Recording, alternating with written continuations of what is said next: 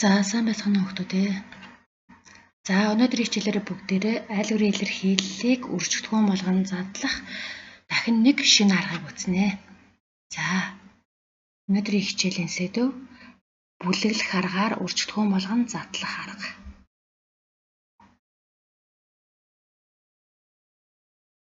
За зорилгоо авчаарай.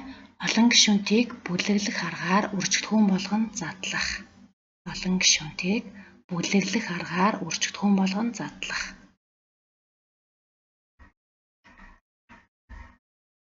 За бид нэр өмнөх хичээл дээр ерөнхий үржигдгүүнийг хаалтнаас гаргах гэдэг арга утсан байгаа тийм ээ. За тэр арга маань хэрвээ хэрэглэгдэх боломжгүй байвал үржигдгүүн болгон задлах нэг арга бол бүлэглэх арга байгаа. За энэ аргыг бүгдээрээ бодлогон дээр тайлбарлая. Жишээ 1 3x нэмэх нь 9x нэмэх нь 4y нэмэх нь 12 гэсэн олон гишүүнтийг бүлэглэх аргаар үржигдгүүн болгон задлая. За тэгвэл нэгдүгээрт нь ерөнхий үржигдгүүн орсон байдлаар нь хосоор нь бүлэглэнэ. За бүлэглэнэ гэдэг бол хоёроор нь хаалтанд хийхийг хэлж байгаа тийм ээ. За ерөнхий үржигдгүүн орсон гэдэг маань одоо хоёроор нь хаалтанд хийхэд тэр хоёрт маань ижилхэн үржигдгүүн байна гэдгийг олж харах нь шүү дээ. За тэгвэл багш нь болохоор эхний хоёр гишүүнийг сүүлийн хоёр гишүүнийг хаалтанд хийсэн байна. За эхний хоёр гишүүнд болохоор хоёуланд нь 3x гэсэн ерөнхий үржигдгүүн байна тийм ээ. За дараагийн хоёр гишүүнд болохоор хоёуланд нь 4 гэсэн ерөнхий үржигдгүүн байна. Тийм учраас эхний хоёрыг сүүлийн хоёрыг бүлгэлсэн байна гэсэн үг. За хоёрдугаар алхам ерөнхий үржигдгүүнийг хаалтнаас гаргана.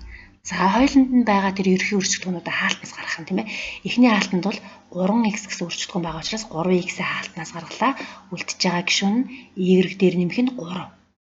За дараагийн хаалтнаас болохоор 4 гэсэн ерөнхий үржигдгүүний хаалтнаас гаргалаа. Үлдчихэж байгаа зүйл нь y дээр нэмэх нь 3. За 3 дугаар алхам. Хаалтан доторх ижил үржигдгүүнүүдийг хаалтнаас гаргана.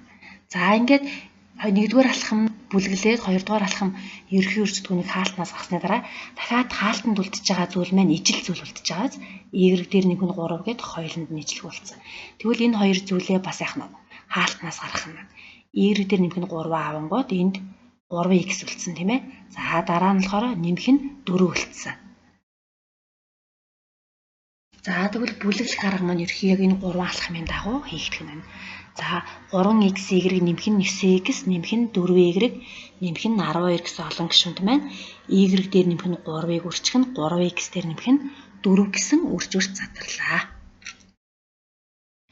За бүлэглэх аргынхаа алхмыг бүгдээрээ дэвтэр дээрээ тэмдэглэж аваарай.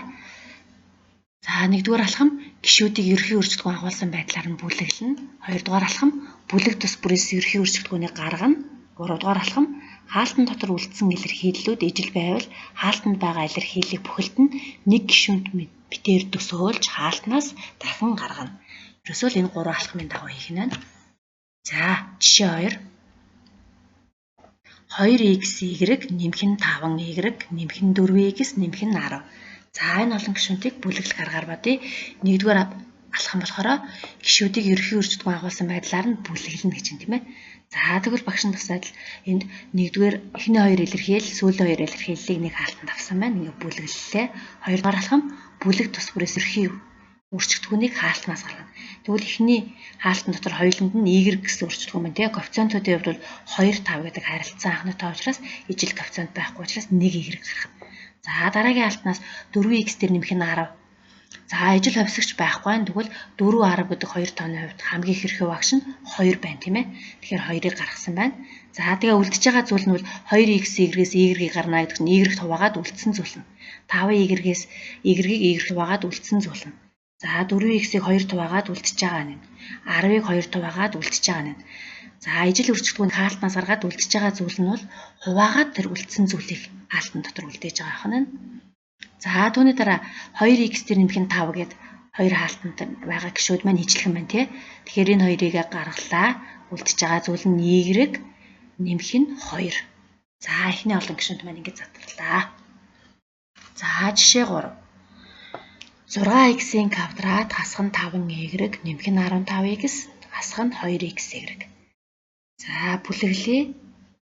6x квадрат нэмэх нь 15x хоёрыг нэг хаалтанд авсан байна. Хасах нь 5y хасах нь 2x-ээр. За энэ маань урдаа хасах хаалтанд орж байгаа учраас энэ хоёрын тэмдэг эсрэгээрээ нэмэх 5y нэмэх нь 2x болж байна тийм ээ. Энэ хаалтны өмнөх тэмдэг хасах байвал энд байсан гишүүдийн тэмдэг эсрэгээрээ өөрчлөгдөнө. Энд нэмэх байгаа юу бол ямар нэг өөрчлөлт байгаагүй тийм. За дараа нь 2 дугаар алхам бүлэг төс бүрээс ерхий өрчигдөхүүнийг харгая. Тэгвэл эхний хаалтанд 3x гэсэн ерхий өрчигдөхүүн байна. За 6x квадратыг 3x туваахаар 2x үлдлээ. 15x-ийг 3x туваагаа 5 үлдлээ. За дараа нь дараагийн хаалтнаас болохоор y гэсэн ерхий өрчигдөхүүн байна. 5y-ийг y туваагаа 5 үлдлээ. 2x-ийг y туваагаад 2x үлдлээ. За 2x дээр нэмэх нь 5, 5 дээр нэмэх нь 2x. За энэ хоёр бол нэмж байгаа учраас нэмэгдэхүүнүүдийн байр өөрчлөгдөхөд бол чанар ялгаа байхгүй тийм ээ.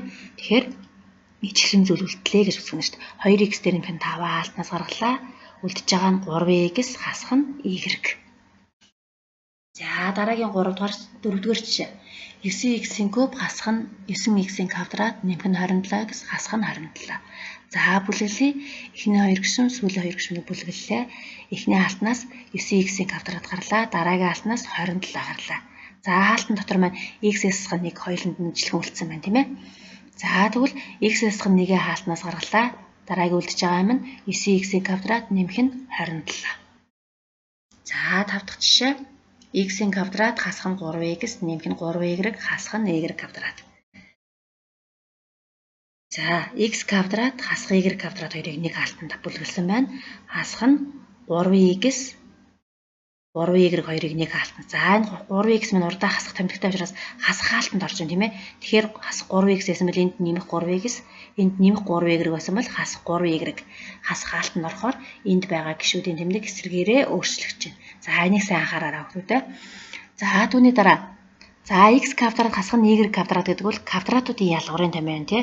Квадратуудын ялгуурын томьёогоор задлчих юм бол x-с хасах нь y, x дээр нэмэх нь y. Тэгж задлахгүй бол энэ хоёрт ижлэхэн өрсөлдөөн байхгүй байгааз.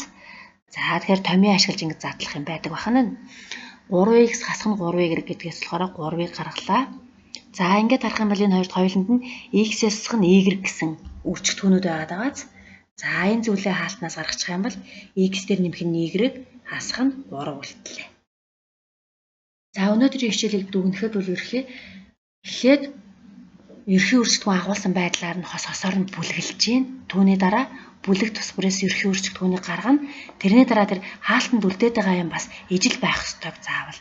Ижил үлдээхийн тулд та нар тэр бүлгэлэх явцдаа бас анхаарах нь тийм ээ. За өнөөдрийн хичээлээ баттгаад сурагчийн хуудас 16-аас 17 байгаа номер 55 56-гаа хийгээд хичээлийн тэмдэглэлтэйгээ хамт классрумаараа явуулаарай. За баярлалаа хүүхдүүд.